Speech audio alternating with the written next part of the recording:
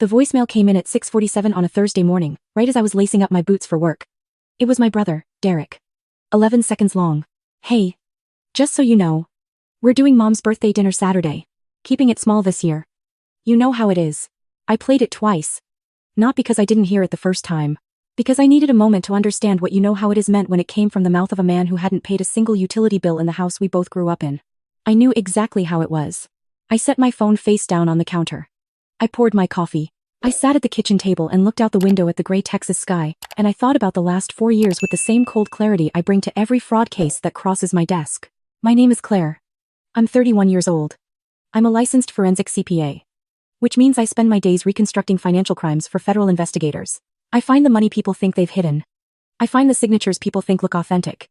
I find the paper trails people assumed had gone cold. I am very good at finding things. And for 4 years, I had been finding reasons to look the other way inside my own family. I picked my phone back up. I opened my notes app, the one I had labeled, Simply House, and I scrolled to the bottom of a list I had been quietly building since the week after Mom's first stroke. Line items. Dates. Dollar amounts. Conversations I had written down verbatim, the same night they happened, because that's what you do when you've spent a decade watching people rewrite history.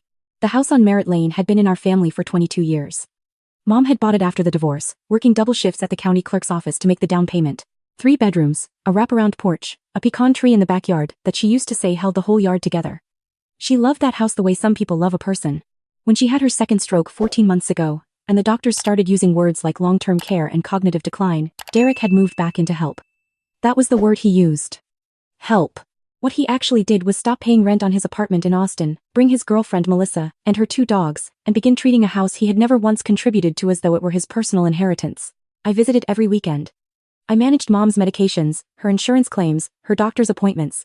I was the one who sat with the estate attorney when Mom, in one of her clearer weeks, updated her will to leave the house jointly to both of us, with the explicit instruction that it could not be sold without both signatures, and a probate judge's approval. I was also the one who drove home after that appointment and wrote down every single word the attorney said. Derek had not been in the room for that meeting. He said he had a conflict. I remember thinking it was strange that a man with no job had a conflict on a Tuesday afternoon. I understand now that it wasn't strange at all. It was strategic. I didn't call him back after the voicemail. I finished my coffee. I drove to work. I sat at my desk and opened the file I had been building quietly for the past 6 weeks, the one that had started with a single question from a neighbor named Ruth, who lived 3 houses down on Merritt Lane. Ruth had called me on a Sunday evening, 6 weeks before the voicemail, while I was grading a continuing education module on asset concealment. She said, "Claire, honey, I hope I'm not overstepping, but there was a man here today with a clipboard walking the perimeter of your mother's yard, and Derek introduced him as a contractor." I thanked her. I hung up. I opened a new tab. The man with the clipboard was not a contractor. He was a licensed real estate agent named Philip Grayson, affiliated with a brokerage out of San Marcos. I found his photo in 30 seconds.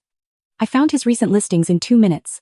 I found a preliminary property assessment filed with the county assessor's office for the Merritt Lane address 4 minutes after that. The assessment was dated 8 days prior. It listed the owner of record as Derek Allen Whitmore, sole heir. I sat very still for a long moment. Then I pulled up the probate court database and searched my mother's name. There it was. A petition for summary administration, filed 11 days ago. Attached was a copy of a will. My mother's name at the top, her signature at the bottom, dated 7 months ago, listing Derek as the sole beneficiary of all real and personal property. The will I had watched her sign listed both of us. The will Derek had filed listed only him. I did not panic. I do not panic. Panic is for people who haven't been paying attention. I saved every document. I screenshot the filing with the timestamp visible. I forwarded it to a personal email account I keep on a server my employer doesn't touch. Then I picked up my phone and called the one person I trusted completely. My college roommate Dana had been practicing estate litigation for 6 years. We had been friends for 11. When I told her what I was looking at, she was quiet for exactly 4 seconds, and then she said, "Don't touch anything. Don't call him. Don't go to the house. I'll be at your place by 8. She brought her laptop and a bottle of sparkling water and the focused, unhurried energy of someone who has seen this exact situation before. We worked until midnight. By the time we were done, we had a notarized copy of the legitimate will, a certified letter from the estate attorney confirming the document he had prepared and witnessed, a forensic comparison request flagged to a document examiner Dana had worked with before, and a meeting scheduled with the Hays County District Attorney's investigative unit for the following Wednesday. We also had something else. Something I had retrieved that afternoon from the safe deposit box Mom and I shared at the credit union. The one Derek didn't know existed, because I had opened it the month after his first contractor visit and moved every important document into it. The original signed will. In Mom's handwriting. Witnessed by two people who were very much alive and very easy to contact. I drove past Merritt Lane on my way home. The porch light was on. Derek's truck was in the driveway. Through the front window, I could see the blue flicker of the television. The pecan trees stood dark and still in the backyard. I didn't stop. I kept driving. Because I wasn't ready yet, and I have learned, professionally and personally, that the most important part of catching someone is letting them believe, completely, and without interruption, that they have already gotten away with it. The following 3 weeks were the quietest I had ever performed. I went to my Saturday visits as normal. I brought Mom her favorite lemon cookies and sat with her in the sunroom, while she watched her gardening shows. I helped her with her hand exercises. I braided her hair the way she liked. I did not mention the will. I did not mention the real estate agent. I did not mention Derek once, because Derek was always somewhere else in the house during my visits, moving through rooms with the proprietary ease of a man who has already decided what belongs to him. One Saturday, I watched him show Melissa the kitchen with his hands spread wide, describing where he would put the island. He didn't know I could hear him from the hallway. Open concept, he was saying. Knock out that wall, put in some quartz. We could get 650 easy, maybe 7 if we time it right. Melissa said. What about Claire? Derek said. Claire's not going to be a problem. I walked back to the sunroom and sat down next to Mom and held her hand and did not say a single word. That afternoon, I texted Dana one sentence. Timeline confirmed. Move forward. The document examiner came back with her findings on a Thursday. The signature on the fraudulent will had been produced using a technique called guided hand forgery, where someone physically assists or manipulates a person's hand during signing. It was consistent with a person experiencing reduced motor control, such as someone in the later stages of stroke recovery. The ink composition dated the document to within the last 8 months, not 7 months ago as listed. There were 3 additional anomalies she had flagged for the DA's office. The meeting with the DA's investigator had gone well. His name was Sergeant Hooper. He was methodical and unimpressed, and I liked him immediately. He asked me to walk through the timeline twice and didn't write anything down until the second pass, which is what good investigators do. I walked him through everything. The preliminary assessment. The fraudulent probate petition. The original will in the safe deposit box. The neighbor's account. The real estate agent's involvement. Derek's recorded conversation, because Texas is a one-party consent state, and I had started keeping a small digital recorder in my jacket pocket, the week after Dana said, "Don't touch anything." Sergeant Hooper looked at my documentation binder, which was color-coded and tabbed, and said, "Miss Whitmore, are you sure you're not in law enforcement?" I told him I was a forensic CPA. He said that explained it. We agreed on a date. That Saturday, I arrived at Merritt Lane at my usual time, 10:30 inches the morning, with lemon cookies and a thermos of coffee and absolutely nothing in my face that indicated today was different from any other day. Derek's truck was in the driveway. So was Philip Grayson's silver Audi, which I recognized from his agency website. I rang the doorbell. Derek answered with the slightly startled look of someone who has been caught mid-performance. Behind him, I could see Philip Grayson in the living room, holding his clipboard, looking at the ceiling the way real estate agents do when they're calculating square footage.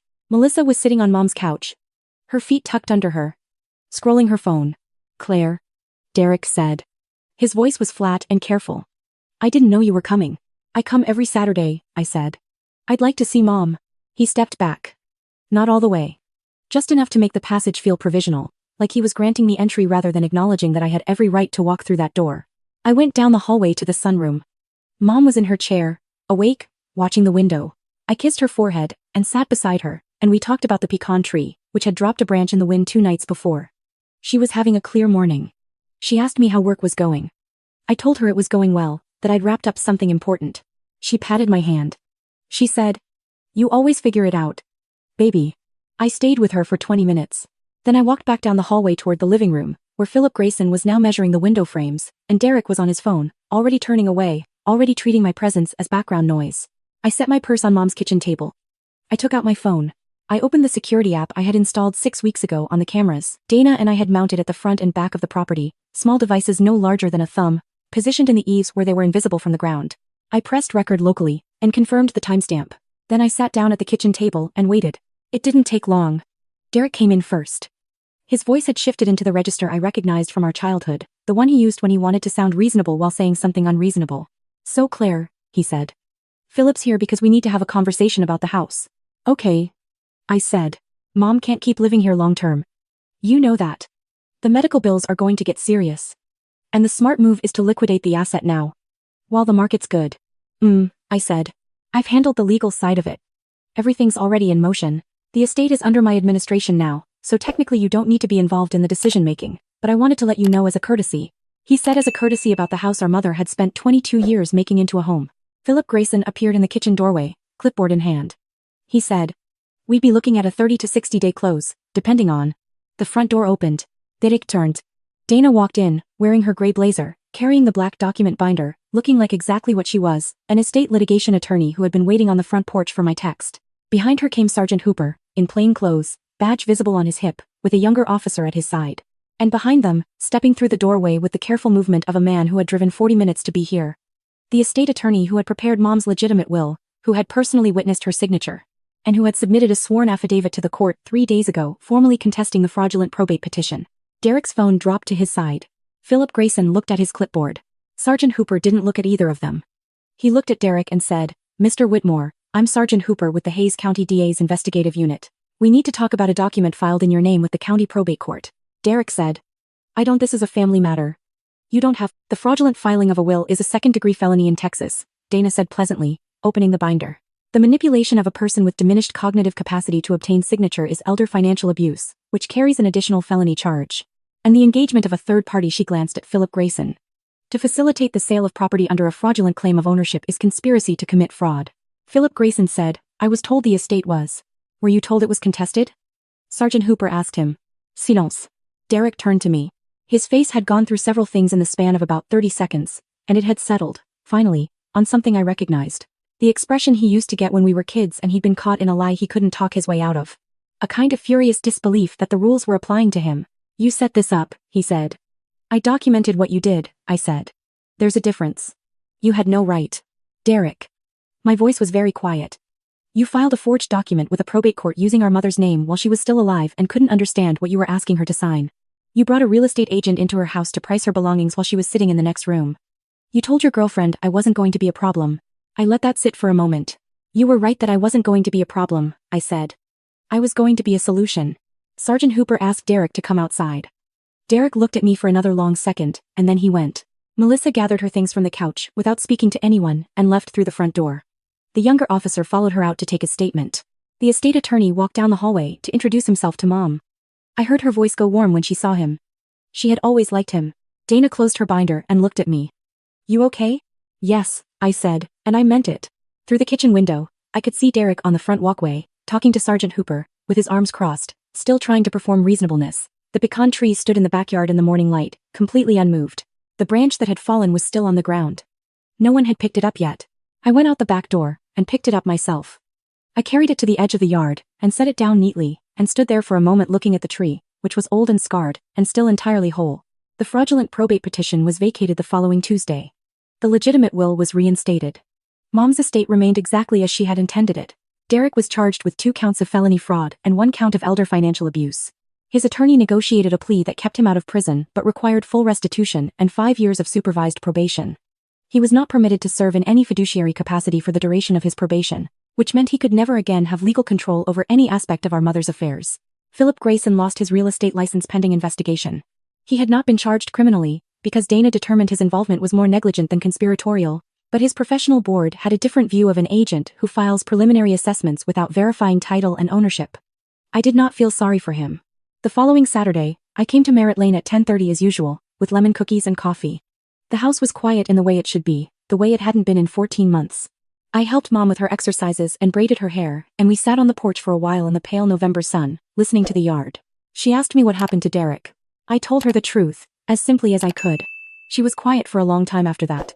She looked out at the pecan tree. Then she said, "I knew something wasn't right. I kept trying to remember what I signed. But it kept slipping." I told her it didn't matter now. I told her it was handled. She said, "You always figure it out." Then she said, "I want to replant the garden in the spring.